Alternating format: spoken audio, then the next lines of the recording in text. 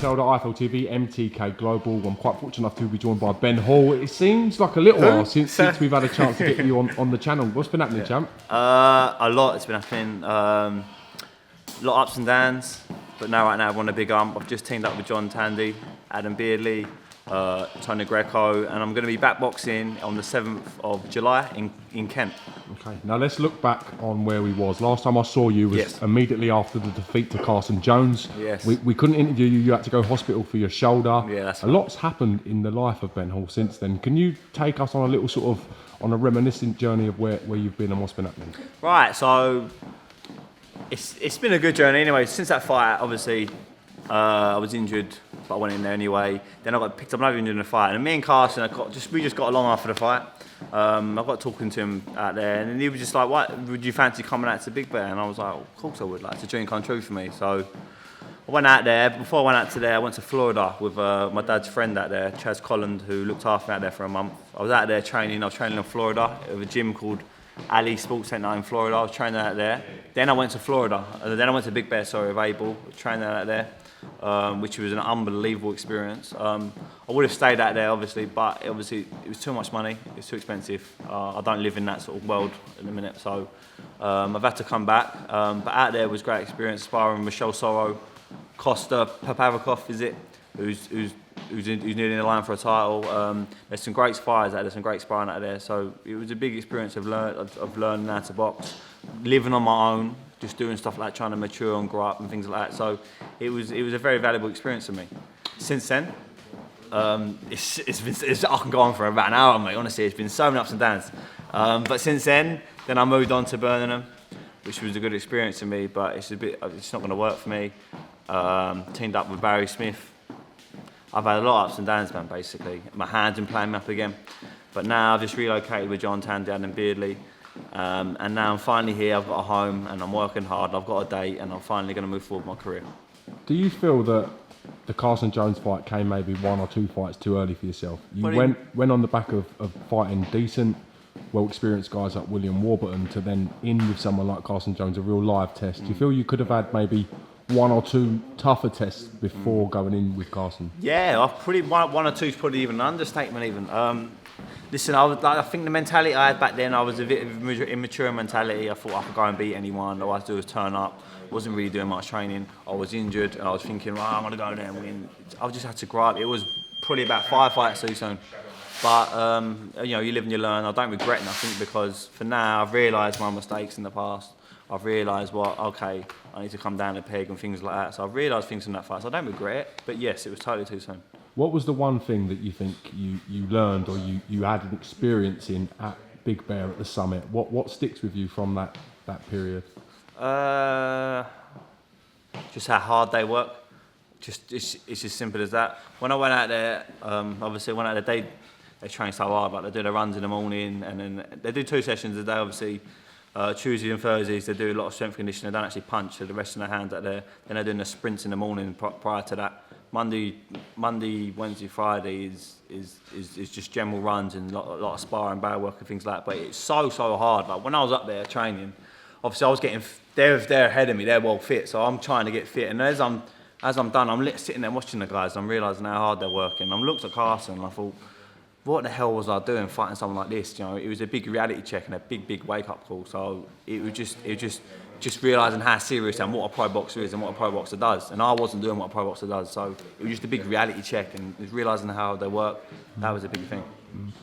Now you say financially you didn't have the resources to stay out there. Was it just a financial decision or did you miss home? Did you want to come back to the UK to train and fight out the UK, or was it solely based on finances?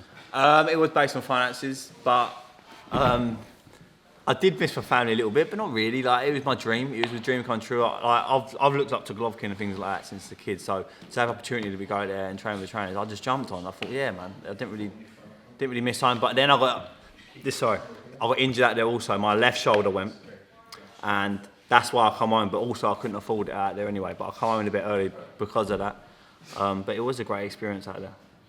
Does Golovkin train on his own? Does he train with you and the other lads? How does it sort of work? He trains with the boys. He wasn't training with me when I was out there, but when I went out there, I saw him. He was shooting adverts out there. So I've seen him do that. He was just getting back into camp. I was injured, and then I was literally going home. So, but when he's working with the boys, and when you're around him, like he's got an aura around him. You know he's a champion. You know he's the real deal. Like you can just sense it off him. Now you're scheduled to box on the 7th of the 7th. Yes. Exciting to get a chance to show people what you've learned in the time you've been away? Yeah, man, totally. I'm not even that. I'm just excited for myself. I'm just excited to go back to just doing what I can do, living my dream. Like, end of the day, this is about me. This is my career. I have a dream as a kid, man. I have a lot of ups and downs. I have a lot of ups and downs. At the end of the day, I'm still here. So I'm looking forward to just proving to myself what I can do. I know I can do it, so I want to go there and just prove to myself what I can do. You've been fighting at 154 so far in your career. Are you planning on staying at 154 and campaigning at that weight? Do you see yourself as a career like middleweight? No, I'm doing 147, which is another thing I should have touched on. In Big Bear, living the lifestyle, training. I was walking around at 152 and things like that. I don't know what I was doing at 154 at all. So I'll be fighting this fight. I'll be doing 11 stone on a day, but I'm a comfortable 4'7". And I'm a big 4'7", I'm a strong 4'7", and it's just the way I should be at. Do you know what I mean? Don't know what I was doing. So will you be looking at sort of trying to get yourself in the mix of big domestic fights at 147 then this year? Yeah. I leave that as a direction we take to the boys. That's their job and that. But we're gonna have this fight. I think then we're gonna look for some sort of title in America or whatever. I'm not too sure. But then after that, I'd love the British title. I've always wanted the British title. I've always said, I'm going to win the British title. I'm going to win the British title.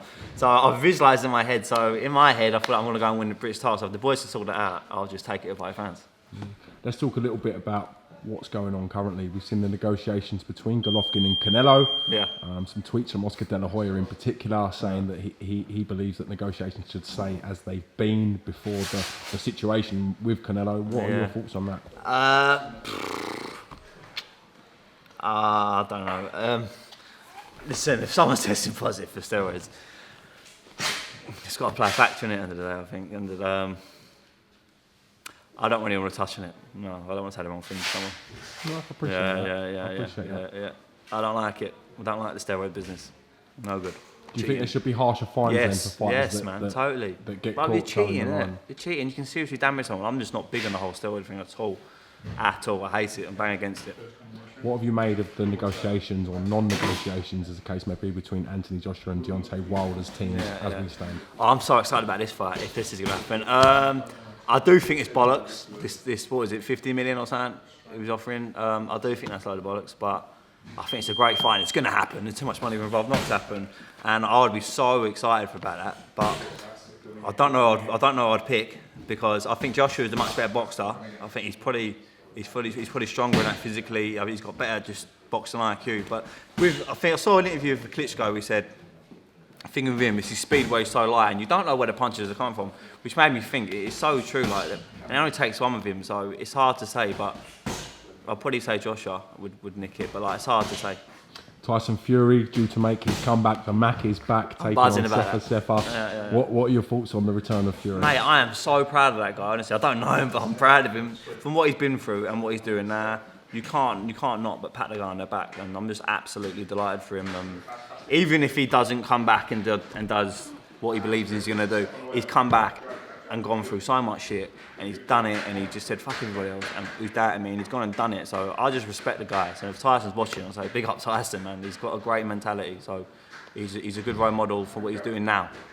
Would you like to see him potentially get in the ring with Anthony Joshua? Do you feel that's a fight that can happen? Yes, totally. Yeah. I suppose you can ask who I think wins. I was going to necessarily get to that. Who do you think? I think Tyson would. Yeah. Comfortably? Do you think? I just think he's just so. I do. On certain points, yeah. I think fairly. I like Tyson. I think he's brilliant, mate. I really do. We've seen Tony Bellew be quite vocal in the fact of calling out Tyson Fury. Do you think that's a realistic fight that can happen? No, I don't. I find that a bit strange, that. But I think in Tony's defence, I think it's because it's Tyson don't take him seriously. I think that's why it won't happen. But in my eyes, it's just too much of a size difference. But I know, like, he's fought cruisers, and I know he's fighting a cruiser really in his next fight. But it's just, I don't know. I just can't picture Tony Bellew being in with Tyson Fury. I just can't. It just seems unrealistic to me. Like we mentioned, you're back in action next month. Yeah. Chance for you to show everyone how many times do you anticipate being back out if everything goes right this year? What's the plan? I don't really. Well, saying that, we've got this fight as 6 rounder. Then I suppose we want a 10. So it depends. If I'm doing 10 rounders and things like that, I don't know. Probably 3, 4. I need to be busy because I've not been busy. Even when I was fighting, I wasn't busy. So I would take 3, 4 fights in a heartbeat. I'd fight every week if they wanted me to. But obviously down to the boys and they'll sort it out. But I've got a lot of catching up to do. So ideally, I need to be busy. Let's talk about fighters from the past. What fighter do you like watching the most, and who do you think that is most entertaining and fan-friendly fighter? Oh, this is a good question. I'm actually I'm a proper boxing historian. I love my boxing. My most exciting fighter would be Mike Tyson, obviously. Shortly followed that, I'll probably say Felix Trinidad. I love Felix Trinidad. He throws an unbelievable left hook, and I try and watch a lot of him and copy him a bit. James Toney is a sort of fighter I like. I think he's super exciting verbally, and just how he is in the ring and his defence and things like that. He's got a fighter's mentality, a fighter's heart.